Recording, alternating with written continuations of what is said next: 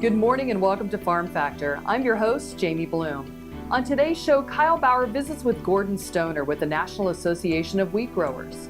Then enjoy this week's Kansas Soybean update. Next, Kyle is back with Dalton Henry with U.S. Wheat Associates, and then it's this week's Kansas Farm Bureau update. We'll end the show with Plain Talk. Today, Kyle and Duane will discuss peanuts. Stay tuned.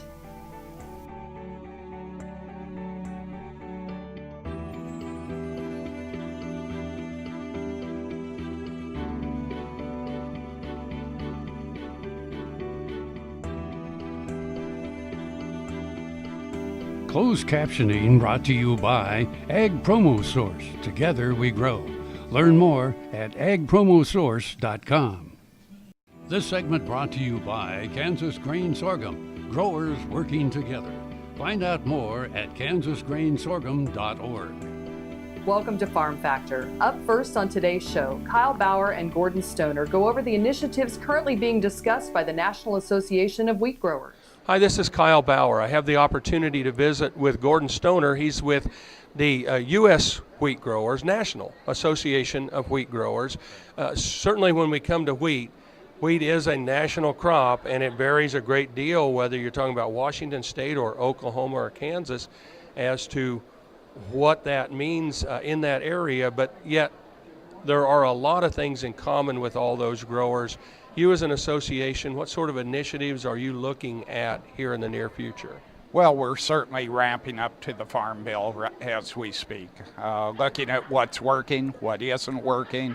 We have a survey of our farmers, still ongoing web survey, and we're finding that many of our farmers are suggesting tweaks to the Farm Bill, not a major overhaul.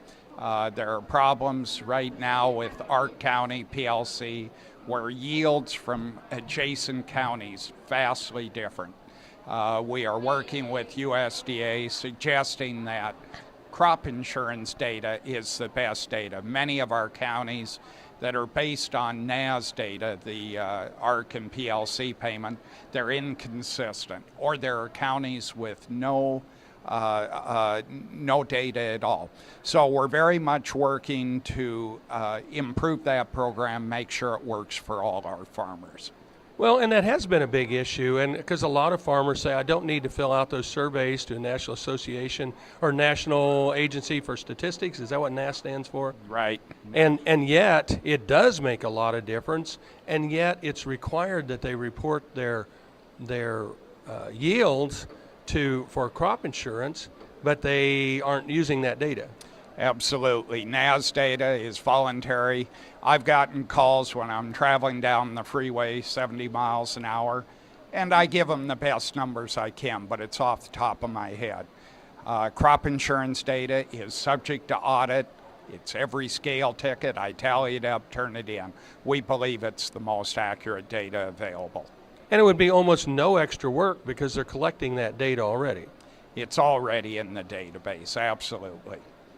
And is that pretty much nationwide, that same issue? We've certainly heard about it, wide areas. Perhaps it varies some by area, but widely spread discrepancy.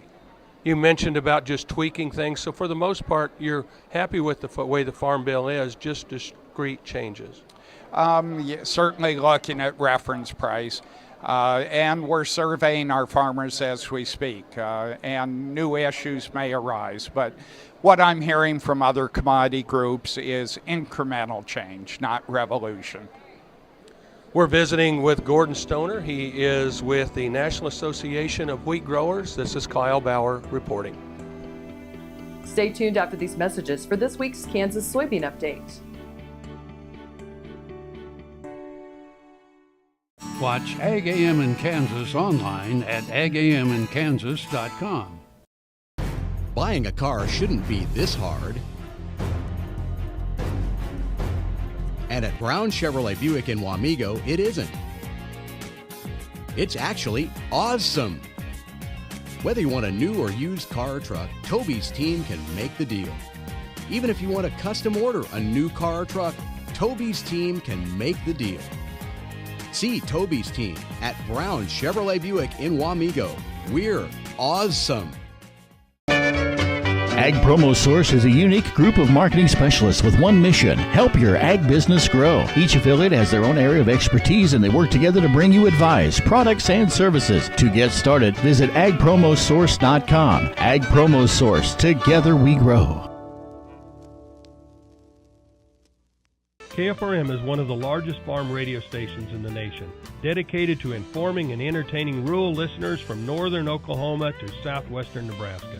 You can catch KFRM in many ways. Of course, 550 on the AM dial, streaming at kfrm.com, or on your smartphone by going to the TuneIn Radio app, or on Ag AM in Kansas on Tuesdays and Facebook every day of the week. KFRM, tune us in. You'll be glad you did. This segment is brought to you by the Kansas Soybean Commission. The Soybean Checkoff, progress powered by Kansas farmers. Welcome back to Farm Factor and the Kansas Soybean Update. This is the Kansas Soybean Update. It's brought to you by the Kansas Soybean Commission. The Soybean Checkoff, progress powered by Kansas farmers. Doug Shoup, K-State Extension Crops and Soil Specialist, and also serves as the chair of the Kansas Soybean Yield and Value Contest, is joining us. And Doug, of course, at the Kansas Soybean Expo, you announced the results of the 2016 contest. We had our record turnout this year. 300 or so people showed up for the day, and then we had a bunch of people there to witness all of our yield winners and quality winners across the state. And what were some of the highlights of this year's contest? Well, you would think with a record soybean harvest across the state, we were bumping yields up higher than they've ever been on a statewide basis, about 8 bushels or more better than what our previous record was. You would think that we would hit 100 bushels, but we actually failed to do that again this year. I think what we found out is that we increased a lot of our less productive acres, and that made up the overall state yield. We had a great turnout for the yield contest. We had over 50 entries again this year, which was slightly down from last year, but we still had a great turnout. The overall yield winner in the dry land happened out in western Kansas. Ernie Schlatter of Lebanon topped the overall dry land division with a yield of 95.95 bushels per acre, and that actually was the highest overall yield in both dry land and irrigated in the whole state. We had some really good beans that came into the yield contest from that northwest Kansas district. And how much did the rain, do you think, factored into that? Oh, that is huge. When we have as good a soils as they have out west, the only thing they do lack is rain, and the timeliness of that rain this year for the soybean crop in northwest Kansas was outstanding, as represented by the high yield that were coming out of that district. The overall irrigated winner was Calvin Yoder of Hutchinson. He had a yield that topped the irrigated state competition at 93.79 bushels per acre. So he won the irrigated category in central Kansas, and so it was an excellent yield, only slightly less than what the dry land yield was out from northwest Kansas. We had excellent quality beans this year, too, and the winner of our quality contest was Bob Henry of Robinson, Kansas. He had excellent quality soybeans this year with an increase in overall value above the cash price of 80 cents a bushel. That is Doug Shoup, who serves as the chair of the Kansas Soybean Yield and Value Contest, and he joins us on the Kansas Soybean Update. It's brought to you by the Kansas Soybean Commission. The Soybean Checkoff, progress powered by Kansas farmers. Learn more at kansassoybeans.org. For Kansas Soybeans, I'm Greg Akagi. Hope you enjoyed this week's Kansas Soybean Update. Stay with us after the break for more Farm Factor as Kyle interviews Dalton Henry.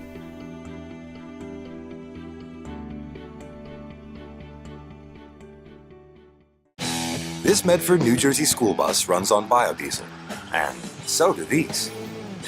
In fact, all of these buses run on clean-burning biodiesel, which is great because the more we use biodiesel in our heavy-duty vehicles, the less carbon pollution in our air. Think how great it would be if more of our school buses ran on biodiesel. More biodiesel, less carbon pollution. More is less. Biodiesel, America's advanced biofuel. Valley Vet Supply is devoted to providing information and professional quality products at reasonable prices. ValleyVet.com, ValleyVet.com, Valley Vet Supply.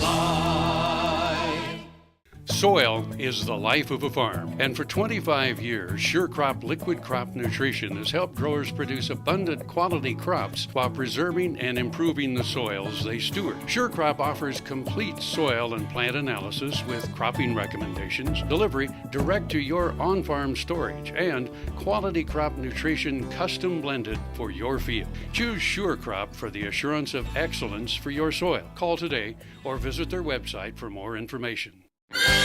The new Better Horses Network is worldwide. Presented by Lucas Oil. Featuring worldwide radio and TV with iconic hosts like Al Dunning, Sharon Camarillo, Ernie Rodina, Lindy Birch, and Craig Cameron.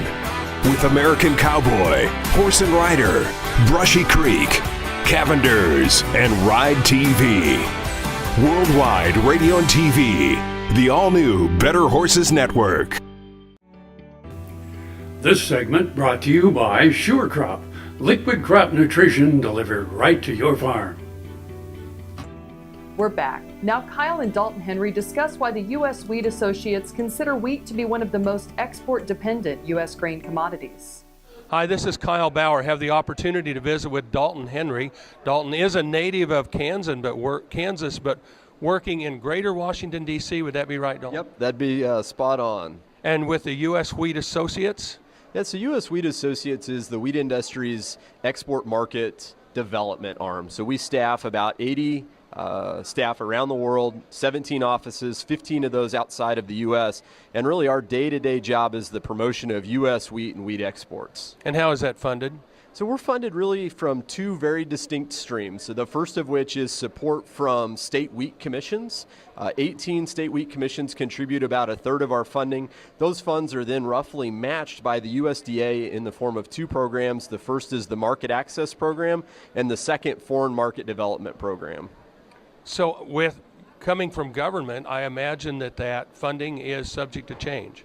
It is at times, and so those programs are both authorized on roughly a 5-year basis through the Farm Bill. And so that's one of those smaller programs that oftentimes doesn't get a lot of attention or a lot of focus when we're in the middle of a farm program debate or a farm bill debate and everybody's thinking about risk management and crop insurance. But as we look at the return on investment to U.S. farmers that both those programs provide in terms of increasing demand abroad. So we did a study about a year ago specific to the wheat industry and found that for every dollar we invested, we returned $45 in net farm income to U.S. wheat producers. And so as you look at that across the wheat industry, that's an addition of more than $2 billion on an annual basis. So really critical programs, sometimes overlooked, but play a major role in our ability to do our work overseas. And of course, exports are important to nearly every ag commodity, but wheat, a great deal of that crop is exported. It really is. And so we look at wheat as being one of the most export-dependent grain commodities that we have in the U.S. On an annual basis, we would export just a little bit more than 50% of that product. And where wheat runs through a flour mill and then into so many different end products, we find that the ability to provide technical service, so actually bringing a milling specialist or a milling expert in to work with a customer overseas, or bringing in a cereal chemist or someone to help on a bakery front, is really what allows us to promote the quality of U.S. wheat over many of our competitors. And so being able to have those foreign offices open and operating is really key to that mission. And certainly wheat is not wheat. You have a different set of 7 different wheats, I believe, across the nation that all have a different market. Yeah, it's 6 unique classes, a couple of subclasses as well. And as you think about how do you promote those and how do you connect each one of those to a different set of end products and a different set of markets, it's a level of specialization that oftentimes we don't think about. And even within just a particular class, hard red winter wheat grown in Kansas, oftentimes referred to as an all-purpose or a general-purpose wheat, but at the same time, kind of grown beyond just Kansas, kind of southern plains. At the same time, different varieties, different proteins, all going to end up going into different products.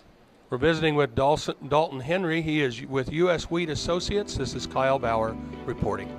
Stay tuned for this week's Kansas Farm Bureau update. Coming up next here on Farm Factor.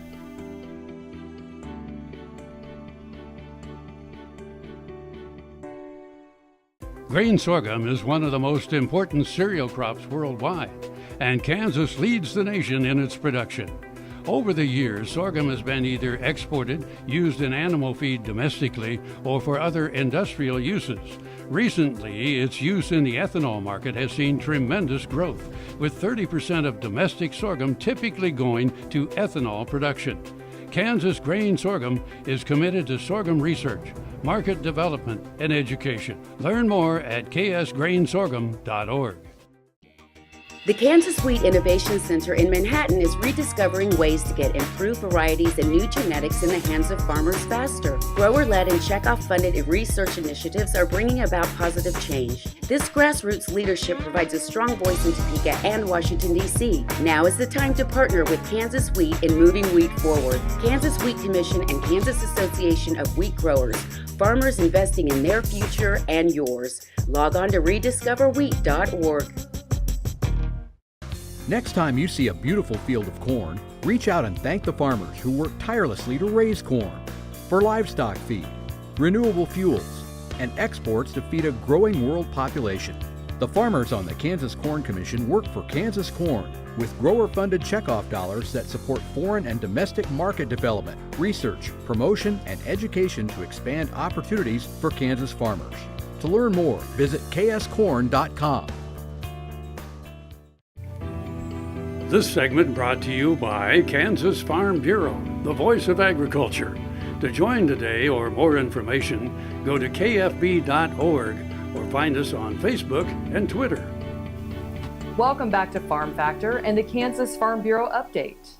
At the 2017 American Farm Bureau Federation Annual Convention, 350 delegates set a path for farm policy recommendations in the next Farm Bill. AFBF Senior Director of Congressional Relations Mary Kay Thatcher says Farm Bureau members are taking the first step to address farm policy concerns. They believed that we ought to point out the problem areas that we had in the Farm Bill, but not necessarily box AFBF into a corner on what the answers were, because it's probably a little bit early and there are a lot of issues where it probably requires more economic analysis and more thought and discussion about where we ought to go. So a good overview of the concerns and a good direction that we've set, but no specific policies for most things. She says Farm Bureau members recognize the need of keeping farm and nutrition policy together in the Farm Bill. The fact is, especially in the House of Representatives, when you have probably 100 of the 435 members that have zero farmers in their district, there just isn't enough support for an agriculture-only bill. And it's the marriage between farm policy and nutrition that gets both of those bills passed and in good shape. With hearings or listening sessions starting as early as next month, Thatcher says AFBF will continue analyzing important issues. We have 3 or 4 issues that we feel like we really need to do a deeper dive into: the Ark County program, the dairy program, generic acres, and the Conservation Reserve program. So we'll be trying to do a deeper dive into those and come up with some recommendations for our board, and trying to help farmers and our leaders get ready to testify before the House and Senate Ag Committees about the upcoming Farm Bill. Michael Clements, Washington. Come back after the break for this week's Plain Talk as Kyle and Duane discuss peanuts. That's next here on Farm Factor.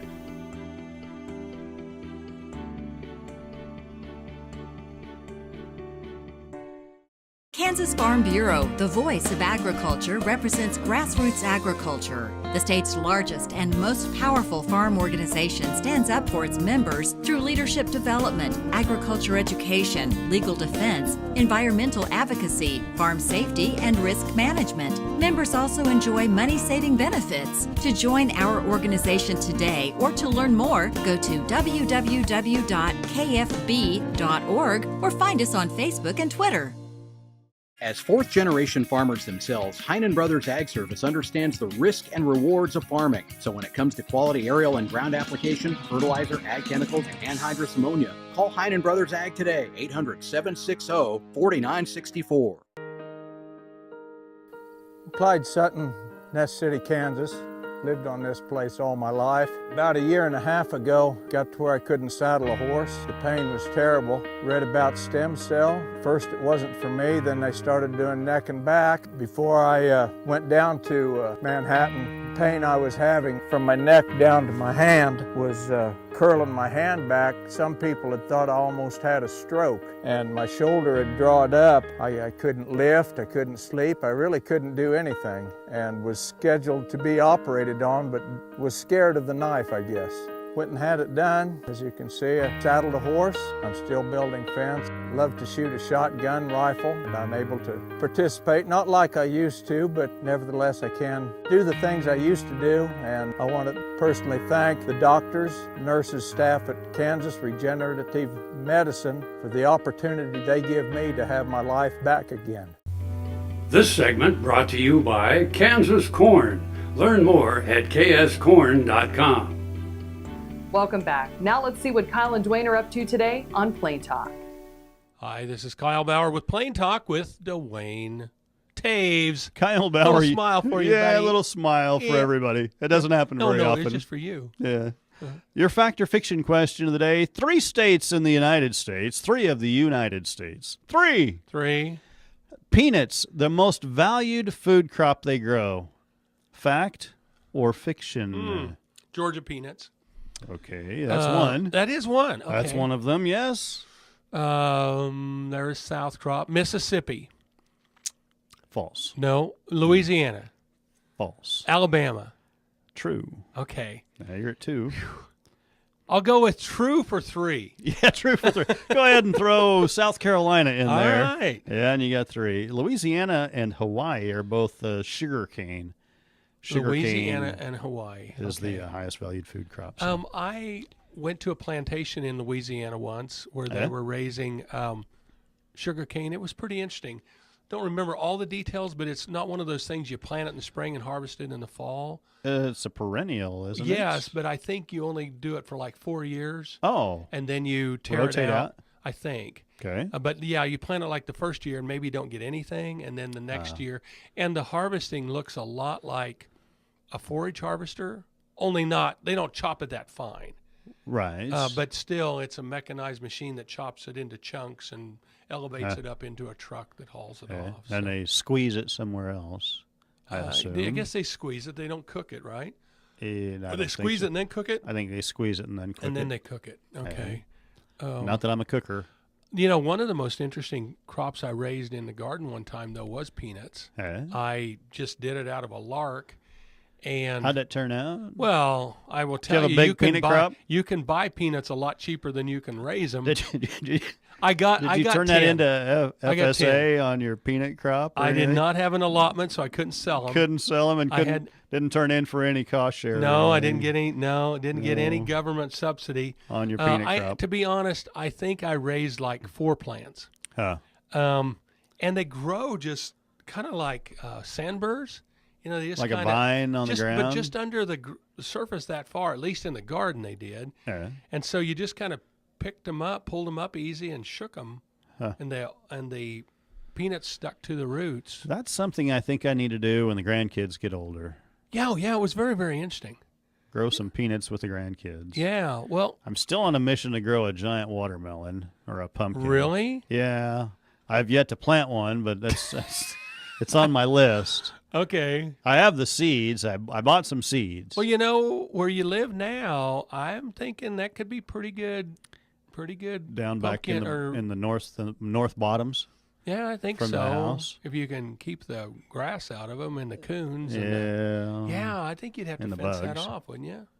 I don't know what you. I don't know. I haven't done a lot of research yet. It's just on my bucket list. You just have a want to. I have a fascination with giant pumpkins. You know, you could just see them for free if you just went to the fair every year. Don't you go to the fair every year? I do, and that's the first thing I go look at. Thanks for joining us. I'm your host, Jamie Bloom, and I hope you enjoyed today's show. See you next week on Farm Factor. We're here every Tuesday on Ag AM in Kansas.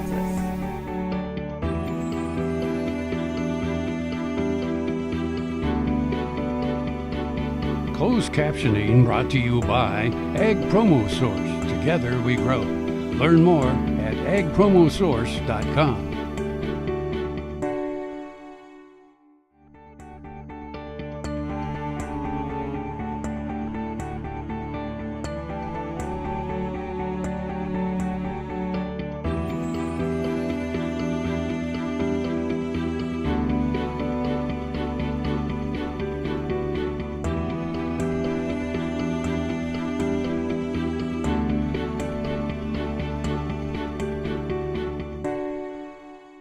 To see this show and past episodes of Ag AM in Kansas, go online to agamandkansas.com.